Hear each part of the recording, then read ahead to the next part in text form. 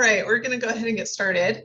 I am Brittany, the Idaho Wheat Commission. Thank you for joining us for today's From the Field. We are chatting today with Mike Moran, the Executive Director of the Wheat Marketing Center, and Dr. Jayne Bock, the Technical Director of the Wheat Marketing Center.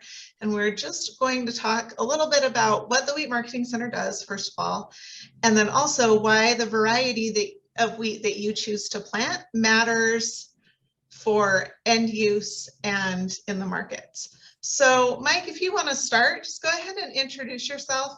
Before you start, I will remind people that if you have a question, you can feel free to ask it. Just unmute your microphone. You can also raise your hand or type a question into the chat box. And we'll make sure those questions get asked. So Mike, go ahead and, if you wouldn't mind, just introducing yourself and then passing it off to Jayne to introduce herself as well. Very good.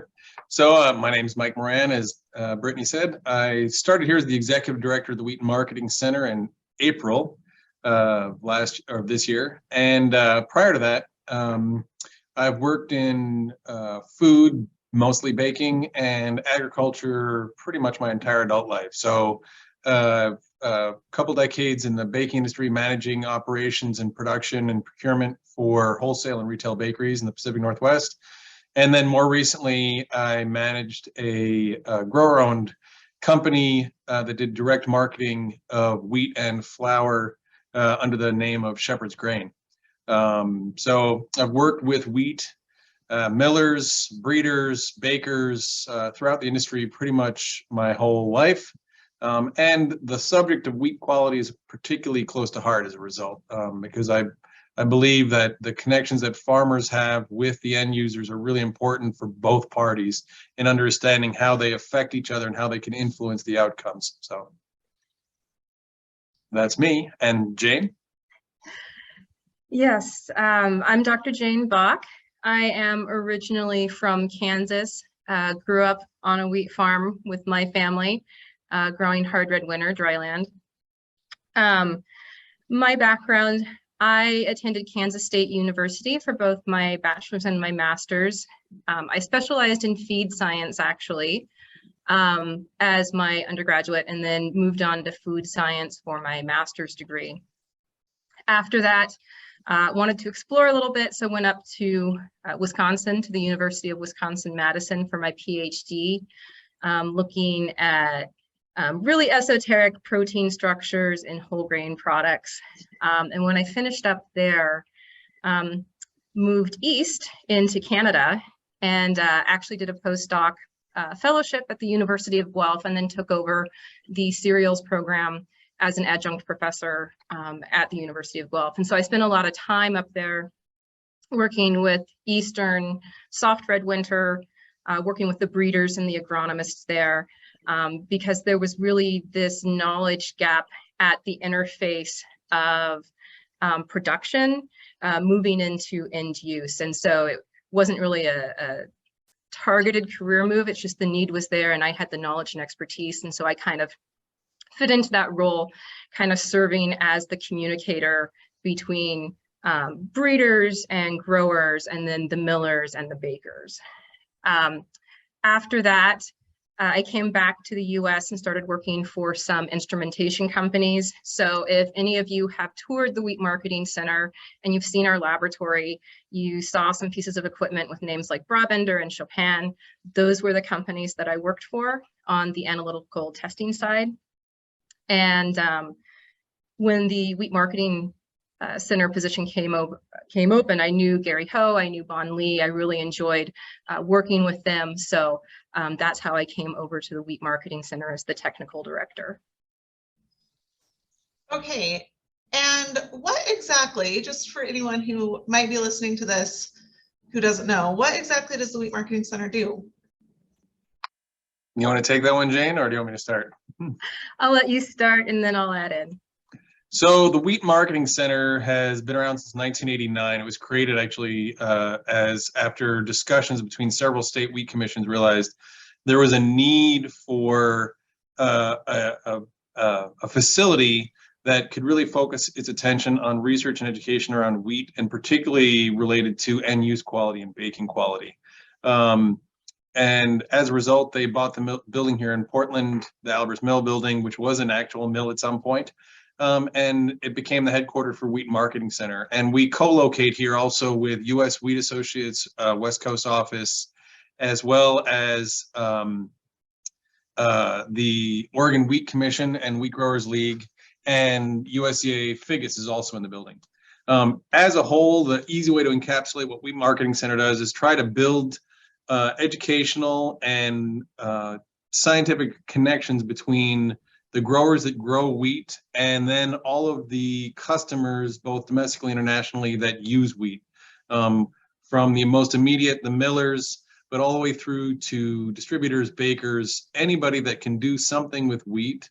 Our role is really to help them better understand how to identify the class of wheat that is best suited for their purposes and how to maximize the qualities of that wheat for their end use.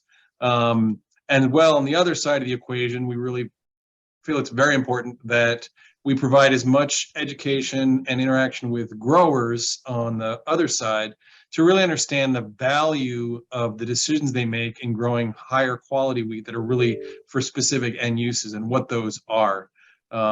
This really what distinguishes the United States over all other countries is the degree to which we emphasize quality and end use quality and the value of wheat in our breeding programs and our classification systems. It makes us somewhat unique, and the Wheat Marketing Center really is here to showcase that and help people as they try to figure out better ways to utilize wheat. Jayne, you want to add? Yeah, and as Mike mentioned, we spend a lot of time educating growers as well as end users. And so to that end, starting roughly November, December, we do begin hosting grower groups from the various states that are interested in touring our facility. We'll take them around Portland, let them see bakeries, let them see some of the export elevators. We bring them into our laboratory. We show them all the analytical testing that goes on in terms of characterizing what is the quality of the wheat that they're growing, and then what's the quality of the flour that's coming out of that wheat. And we'll also do some pilot line demos as well, just to show them what all goes into the manufacturing of some of the end products that their wheat is going towards, just to kind of give growers a sense for what exactly happens to wheat once it leaves the farm. Because there tends to be this, like the wheat goes into a black box and there's not a lot of opportunity to explore, like what is the pathway that wheat takes and what are some of the transformations that go on. On the flip side, we work a lot with U.S. Wheat Associates, and we'll bring in different international customers from different export markets. And we'll typically host them for a week for a workshop and for a training, looking at the end products that are relevant to them and looking at the different wheat classes. How do we blend them, or how do we formulate, or how do we adjust the process to optimize their product quality and really showcase the value that U.S. wheat brings. Because a lot of times if you choose your wheat correctly and you formulate properly and you dial in that process, you don't need a whole lot of other ingredients. You can really simplify and streamline your formula and the way you make it. And that seems to be a really important thing increasingly as we move on, especially clean label and stuff like that. So Jayne, you talked about the pilot line demos. Do you want to just explain what the pilot line, what that means, and what different lines you have in your lab? Yeah, absolutely. So pilot lines are basically a replica of what a production line would look like in industry. We've just shrunk it down to a much smaller size. And what that allows us to do is kind of replicate, or at least understand how things will behave when you bring them into an actual bakery.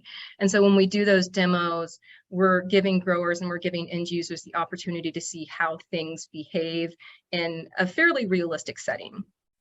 So some of the pilot lines that we have at our facility include a cookie cracker line, one of only 2 in the world. We have a tortilla line. We have an Asian noodle line. And then we have a range of bakery equipment in our bake lab to accommodate the different types of breads, cakes, cookies, steam buns, things like that. So although not technically pilot lines, they are pilot scale. And we can do a whole host of products, just about any product imaginable. Okay. So how is the milling and baking quality impacted by different classes of wheat? So each class of wheat tends to have very specific characteristics to that class. As I describe it to the end users that come in, each class has specific end uses because the genetics have created a certain protein profile, a certain hardness profile that's going to influence how the wheat mills. It's going to influence how it mixes, how much water it holds.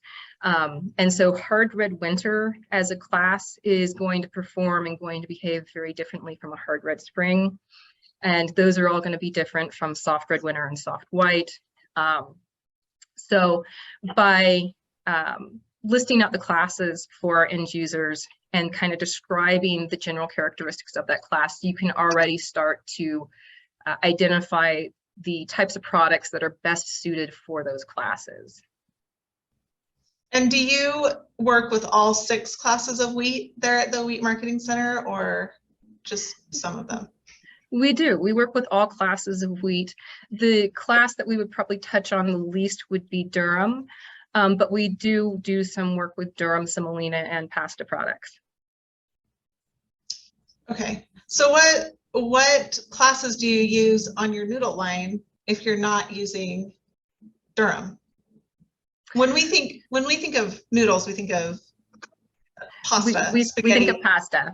Yeah, right. We think of pasta. So go ahead. Our noodle line is an Asian noodle line. And in that case, we're looking at hard red winter, hard red spring, and hard white as the classes. There are hundreds of types of noodles out there because there are lots of different countries with different regional preferences. And so depending on the specific Asian noodle that we're trying to make, different blends of hard red spring, hard red winter, or hard white can be helpful in getting the correct texture, the correct color, getting it to move through the sheeting rolls the right way. So those would be the classes of wheat that we would look at for noodles. Okay. And where do you get the flour or the wheat that you use for your testing? It depends a little bit on the timing of the course. A lot of times what we're trying to do is we're trying to get a representative, what we call an exportable sample. So a sample that would be as close as possible to what would actually go out into the export market for that country. And we have several different sources that we can go to source that wheat. Once we have the wheat, we're going to typically mill it in-house. And depending again on the product, we're milling it slightly differently. And then of course, we will blend it in different ratios depending on what the goal of the course is. Okay. So Mike, how many groups do you usually have come through the Wheat Marketing Center, and how does that program work? How do you set that up? So that's a great question. Obviously during COVID, it wasn't many. But we're now coming out of COVID and returning to in-person visits. We've already had 3 groups come in since June, 2 from Korea and 1 from South Africa, that were week-long short courses, as we call them, and we work with in conjunction with U.S. Wheat Associates, their employees in country and other countries. Identify customers that would be good candidates to participate in the course. And they can be anything from food technologists to millers, bakers. For example, one of the classes we had The principal and director of the Korean baking school was one of the attendees in that class. It was really great to have him here because of his knowledge and background, but also to really help us better understand what their needs are and what the product development and product trends are in their country. So those courses typically run about a week. Preparation for them starts several months in advance, both in selecting participants and then in conversations back and forth with the potential participants and U.S. Wheat Associates to make sure that we're tailoring the course to exactly the type of research they want to do and the type of learning that they're trying to gain while they're here. In addition to that, we have smaller groups that come through for anywhere from an hour to several hours for various reasons. Trade missions. During this time of year and harvest and crop quality, we have typically about 1 to 2 groups a week coming through who are really just looking for updates on this year's harvest, what the crop quality looks like, and getting a better idea. So when they're making decisions about their purchasing and setting their purchasing targets and contracts, they have a good sense of what's available to them in the market. Through the winter time, we have more grower workshops. Typically, it's as everybody on this call probably knows, it is an easier time for growers to get out and about. And so we work with the state commissions to set up tours for growers to come here, learn more about what the Wheat Marketing Center does, get some education, understanding of wheat quality, variety selection, why those are so important for them to be thinking about in their decisions, and really then also get some hands-on experience making some of the products that the wheat they grow is used in. It really is, for me, coming from my background working with growers before, it really struck home for me that having the ability to see where their wheat goes really gives more depth of meaning when they're out in the field and they're thinking about the decisions they're making, both agronomically and varietal selection. They get to make that connection that this is really food they're growing. They're feeding people when they grow all that wheat. So grower workshops, typically we start working on several months in advance with the commissions because we have to get schedules set up. And grower workshops typically can be anywhere from, depending on the group, 1 day to several days that they're here in Portland. During that time, we like to also try to get them to visit some local grain terminals, bakeries, other places related to the movement of wheat and all the different places that wheat touches after it leaves their field. Okay. We actually bring a group every January, and we have ours scheduled with you already for second week of January, I think. Yep. I think so, yeah. Yeah, it's always a very popular tour with the growers. It's a lot of fun. So very good. I'm glad. So the Wheat Marketing Center, I believe, does crop quality testing on wheat throughout the Pacific Northwest. Is that correct? Yes. And what are you seeing this year in crop quality? Probably the most exciting thing to share is that there's not much exciting to share.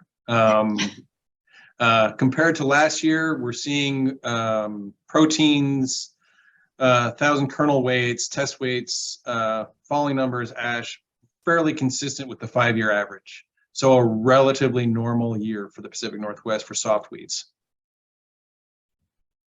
Okay. Can you explain what ash is? I'll let the scientists handle that one. So ash is the mineral content that's present in the wheat kernel. Basically, what we're doing to measure it is we're essentially incinerating the sample, burning all the organic matter away until the only thing that's left are the minerals. And so that is ash. So really not much different from any other fire. You're burning whatever the fuel source is until it's reduced to ash. And how does that calculation figure into the quality of the wheat? Why do we care about the ash, I guess?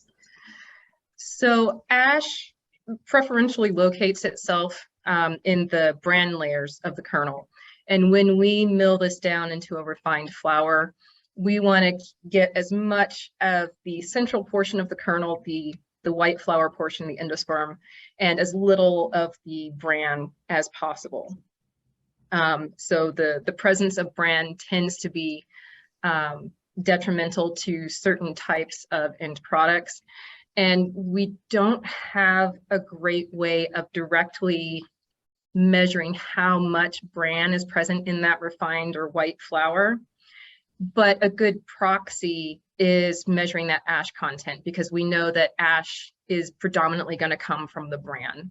And so if we measure the ash content of the flour, we know how much bran contamination there is. So in terms of wheat varieties, obviously those varieties that have higher ash contents, it may signal that the bran layers are maybe a little bit thicker. It may signal that there's the potential for bran shattering during milling. So it's not necessarily a negative thing per se, but it gives us an indication of how much bran contamination we might expect in the refined flour. And then also that question brings up a good point too, is a lot when we talk about wheat quality, we're talking about a lot of different things depending on who the audience is. So ash is, as Jayne pointed out, ash is a very important factor for millers when they're measuring quality, because it's giving them a gauge of what their extraction rate is, how much flour they're gonna be able to recover as a percentage of the whole kernel. And it's very important to them. On the baking side, the importance is somewhat variable depending on the product that people are making. There are products where a higher ash is desirable. There's other products where a lower ash is really not desirable. But then that is more about the flour than the wheat. The wheat ash gives the miller a good indication of what their extraction is going to be. The flour ash is more about the type of flour the miller's trying to make to meet an end product use. Okay. So we have heard some reports coming out of the Pacific Northwest this year with harvest with lower than normal test weights or slightly lower test weights. Have you seen that in your quality testing? And also, how does test weight impact the wheat at the mill and also the end product? You want to start, Jayne? Yeah, that's a good question. It's a good question. Test weight becomes important because it can start to give a miller a sense for how much flour yield they might expect to get. Obviously, lower test weights tends to indicate smaller kernels, and smaller kernels will tend to give you a little bit less flour. You can't grind quite as aggressively because you're going to start to get some of that bran contamination that we just talked about. From what we're seeing so far, from soft white in particular in the PNW, we're seeing more normal test weights this year, but that's the overall crop average.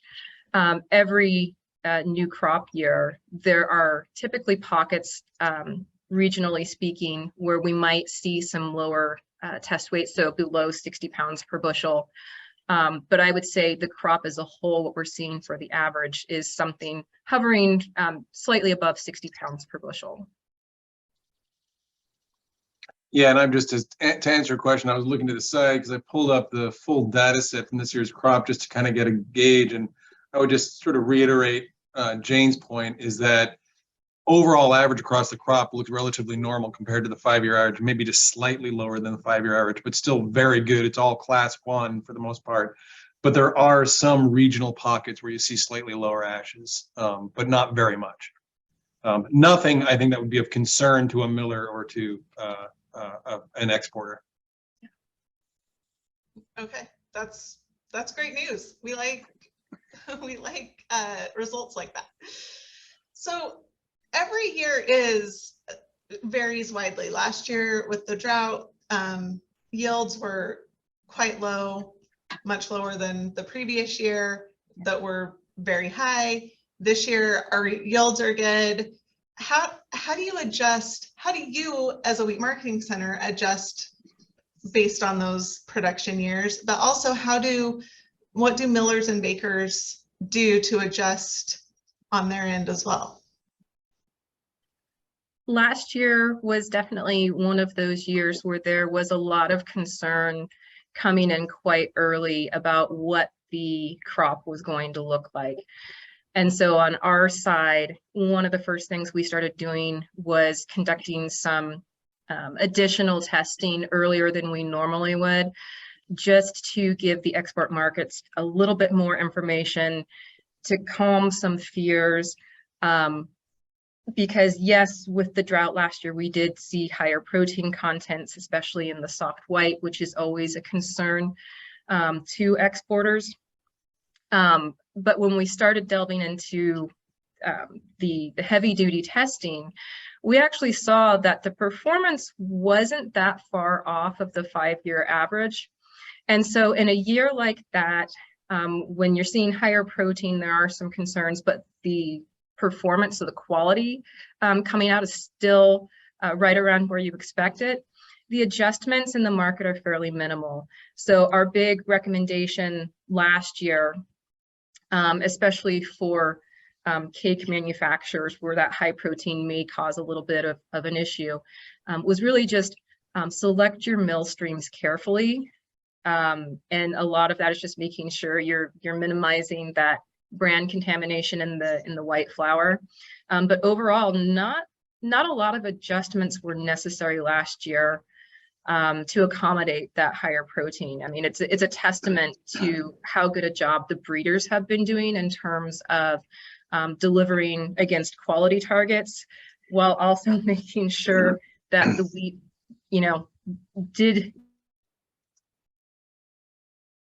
did come out, even though the yields were lower, you actually did still have a crop last year despite the drought.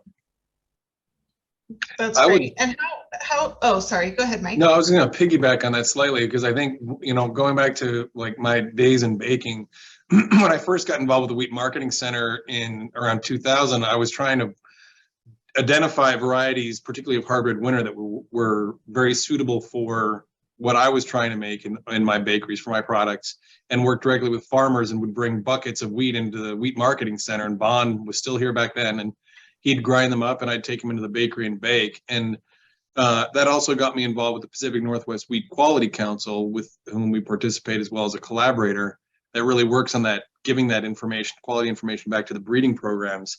And, just anecdotally, one of the varieties that I fell in love with came out actually in around 2007, 2008, was called Whetstone, which, if people growing hard red winter in the Northwest, you're probably familiar with it.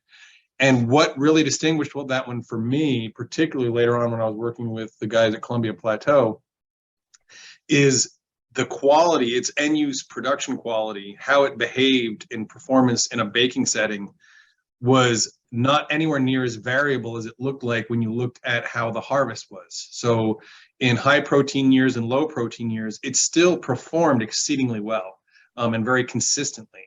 And I think I wanted to emphasize Jayne's point, where that is really the value of getting that information back to those breeding programs about what is actually being experienced on a production side.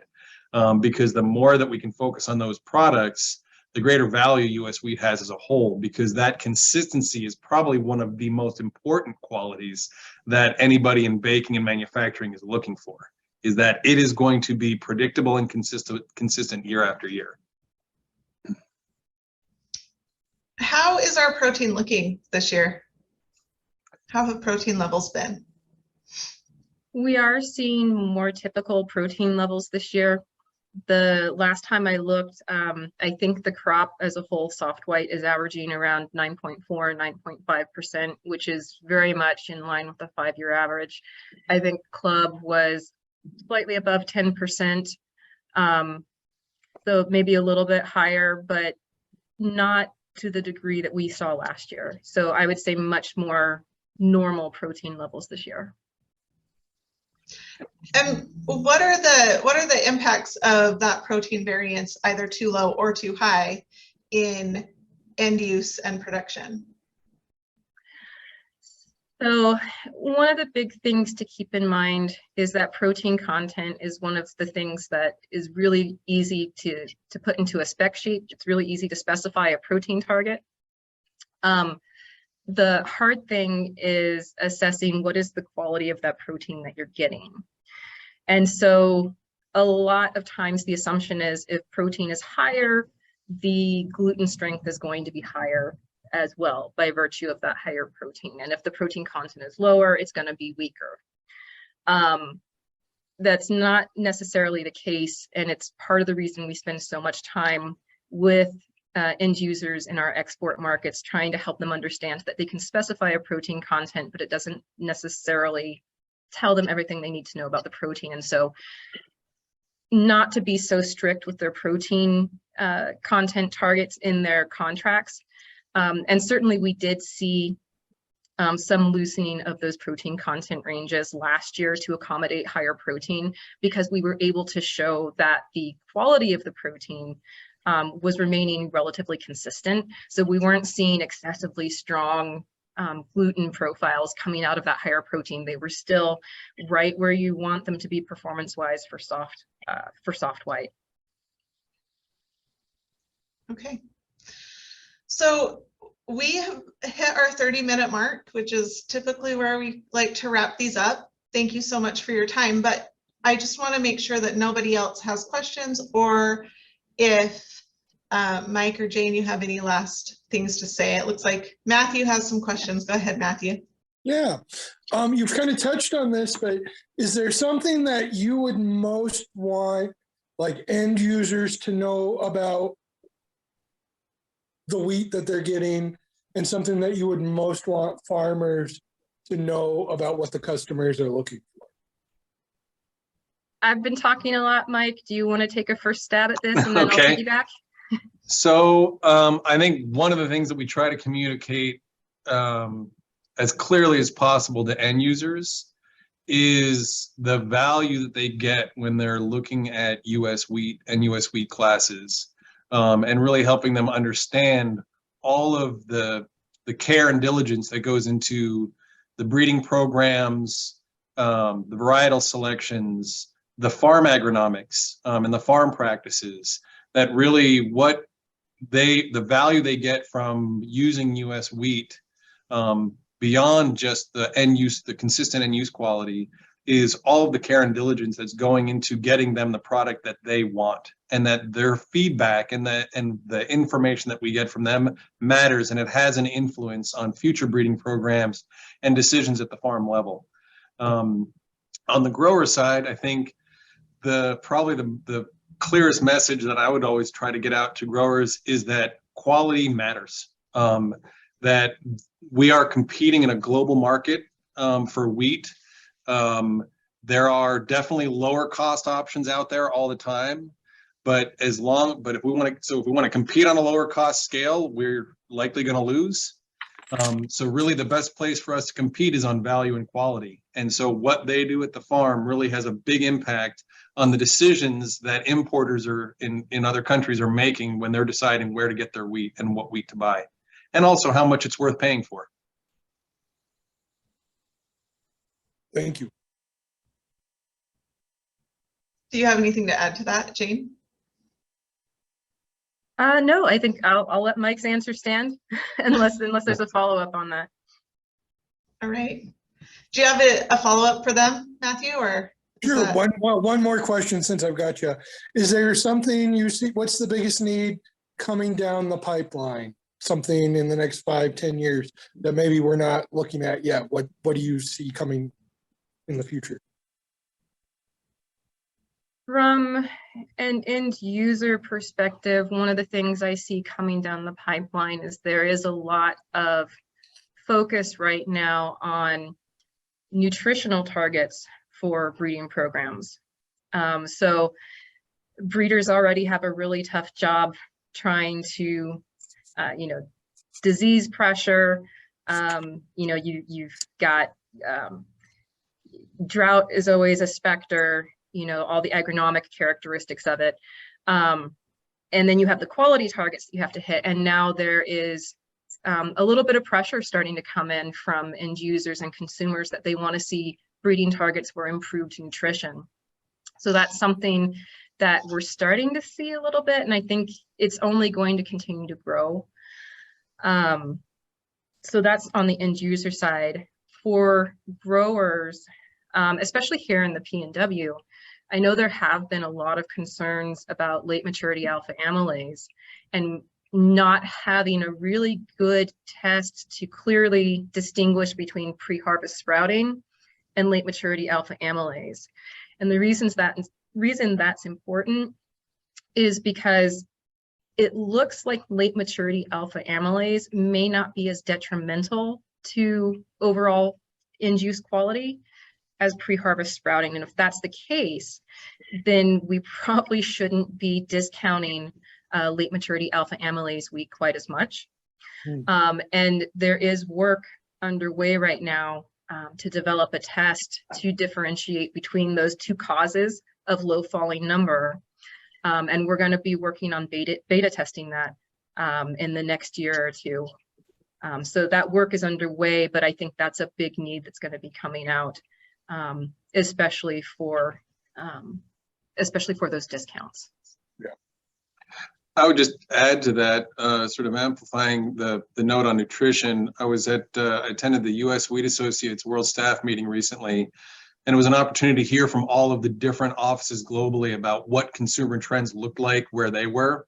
The big takeaways I took from that in terms of the movement in consumer trends is rather than sort of looking at local, but things that were really broader trends that we were hearing, nutrition, particularly related to increased whole grains and dietary fiber, was very common concern heard across, or interest heard across countries.